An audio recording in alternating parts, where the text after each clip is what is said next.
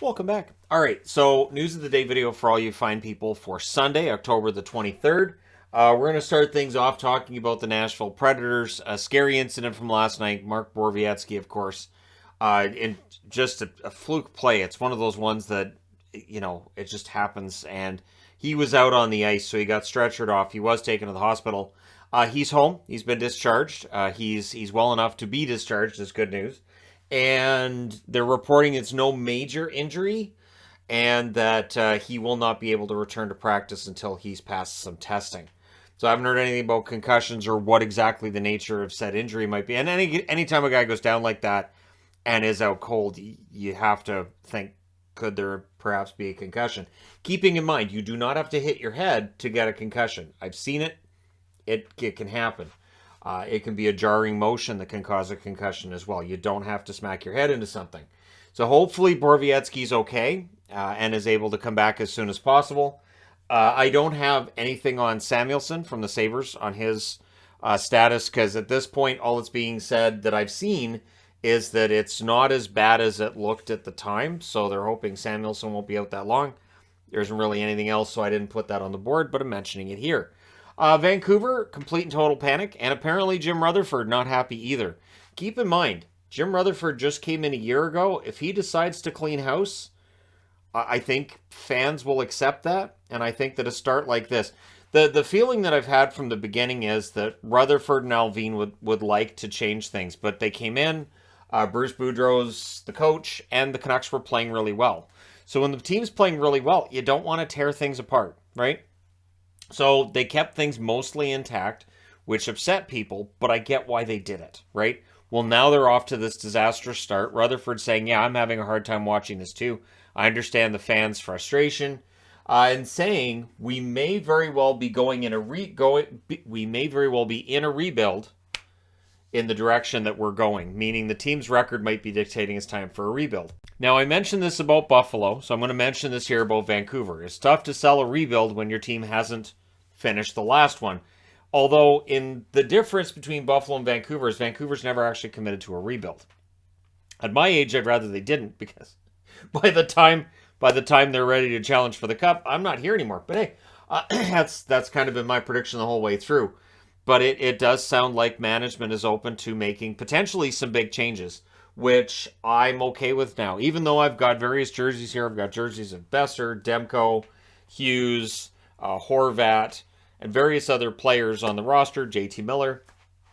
If they decide to make a big move, I'm okay with that. And now we're starting to see Canuck fans coming back to the idea that, hey, so that OEL trade was really bad. If you guys have seen the video of my reaction to that trade, I wasn't a big fan at the time. And yeah, and I really think that at this point that trade did not age well at all. The thing with that is, even at the time, most fans that I talked to seem to understand that the OEL Garland trade didn't make a lot of sense for the Canucks, because it's a trade that's made when you feel like you're in a position to make the playoffs and maybe contend for a cup, and they really weren't in that position. So I think what we're seeing right now with Vancouver is Benning left this team with a lot of issues cap-wise. Alvin tried to prop up the team in the offseason, but again, it's clearly not worked. So we'll see what kind of moves get made. And of course, Besser's not at practice today, so let the speculation reign that he's being traded. That's immediately the speculation because that's the market, not that maybe he needs a maintenance day. Quinn Hughes is day-to-day, lower body injury for him. Again, considering the start of the season, Quinn, just come back when you're ready. I don't feel like this is necessarily going to get better, especially with Carolina coming in tomorrow.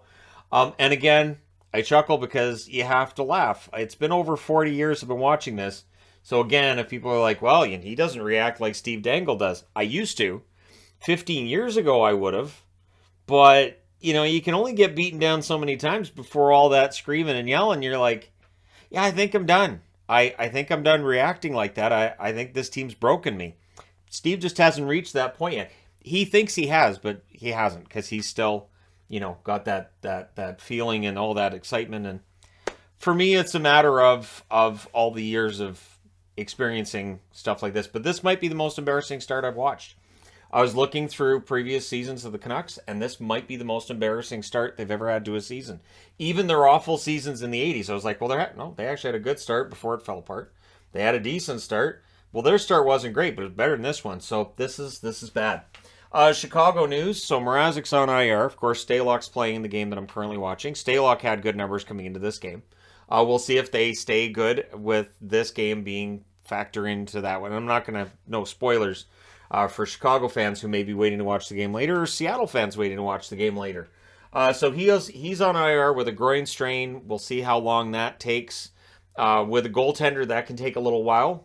So again, it's nebulous, and we'll see how long. At least it's not long-term injured reserve, right? So Mrazek's out for a little while. Stalock's going to get some starts. Interesting news in regards to the Coyotes and the Jacob Chychrun. They still want a lot for him. Now, what I'm starting to see, and I'm starting to agree with this, Chychrun's been injured a lot. I don't know that they're going to get what they want for him. So what they're looking for is 2 first-round equivalents and then some. So 2 first-round equivalents basically is, so 2 former, or like first-round draft picks your team took, and they'll take them, or maybe a first-round draft pick this year, plus a guy who's drafted in the first round, and players, picks, and all this, and a combination thereof. So the Ottawa Senators are very interested in Chychrun. However, that price apparently has scared them off, as they don't want to lose Pinto, Gregg, Sanderson are 3 examples of guys that they would not want to part with in exchange for Chychrun.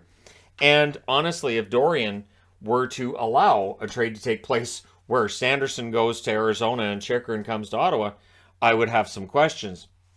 And I say that as a Chychrun fan, but he's been injured for a while. And he didn't play a lot last year either, not for an 82-game schedule. So there's some red flags there. And I think for Arizona, either they have to wait till Chychrun comes back and everybody sees he's healthy, or they're going to have to drop their asking price, right? So we'll see what happens with the Coyotes.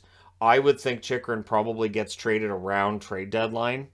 That might be where they're going to get that allowance for 2 first-round equivalents plus. But yeah, it's going to be interesting to see which team pays that price, if any team does. The Coyotes don't have to trade Chychrun. They don't have to acquire a bunch more first, seconds, thirds, and whatnot. They have a ton of prospects, and they already have a bunch of draft picks, especially in 2024. But that's what they'd be looking for Chychrun. So, and again, I'm a Chychrun fan, but yeah, the injury problems are really looming. And while his contract is a bargain, it's only a bargain when he's playing. Interesting news with the NHL, and this is Elliot Friedman reporting that they're putting feelers out, and they're at least thinking about playing a couple of games in Australia. So we have the overseas games that have returned this year, and they want to look at probably next year figuring out how the logistics would work and all that. So I'm kind of surprised by Australia, only because I feel like the UK would be the next place to go with a couple of games. The UK has hosted games before. I think it's fun. Crowds in the UK are always fun and engaged and loud. So while I understand them looking at Australia, I'm kind of surprised that the UK hasn't had more attention. Hopefully that'll happen soon. There are a lot of countries, though, in Europe that I think could support a couple of hockey games. The other thing, too, is the NHL needs to make sure they're sending over a couple of good teams, not just a couple of teams, but make sure it's a couple of good ones. I think that helps, too, and it's more entertaining, although I understand why the NHL might look and say, well, we don't want to lose a home date for, say, like Colorado, or say, and I understand Colorado's going over in the next set of games. I'm just saying we'll see what they do and who they schedule for it. So points leaders in the NHL. This is an interesting one. Nichushkin and Panarin are the leaders in the league at 11 points. Now, McDavid has 10. McDavid's probably still going to be the leading scorer this year, but Valeri Nichushkin has been a remarkable story in Colorado. He signs that extension, and he's already making it look like a bargain. So Nichushkin, really solid start to the season. Panarin's been remarkable offensively, and today they're against Columbus, a team that's been allowing some goals. So it could be a big day for Panarin. Yvonne likes to play the Tim Hortons, where you pick goal scorers for winners, and she said, I don't know who to pick, and I said Rangers and Flyers, because the Flyers are against San Jose, Rangers are against Columbus. I said that's probably your best bet if you want to get a hit on those. But that was just my speculation. That's as close to gambling as we get in this house. Now, big gambling fans. But yeah, Nichushkin's been quite the story, and so's Panarin, and we'll see how long they can go at or near the top of the standings points-wise. Stamkos is the leader in goals with 7. We expected Matthews, Ovechkin, and eventually Matthews is going to be in the mix. Ovechkin will go on a bit of a run and get in the mix too. But Stamkos with 7 goals has been fantastic. His expected goals for, I think he's got a +4 over what he was expected to get, considering all these things. And if you know advanced stats, you know what I'm talking about. And if you don't, basically he's considered to be one of the luckier goal scorers in that other players with the same chances he'd had would have less goals. But that's kind of how that works. So we'll see how long Stamkos can go this way. But yeah, his goal scoring ability is really good. That one-timer is fantastic. He has one of the best one-timers in the league. And we'll see where that takes him. Can he hit 50 goals this year? He might. Could he hit 100 points? He could. 7 goals this early in the season. You get that nice start, and then it can be easier to get to those milestones. Of course, he's chasing 500 goals and 1,000 points as well. So big year for Stamkos, and we'll see how it turns out. Let me know your thoughts in the comments section below. As always, don't forget to hit like and subscribe if you're browsing your way through. You just happened upon this video. Thank you guys so much for watching, for all your support. I will talk to you again soon.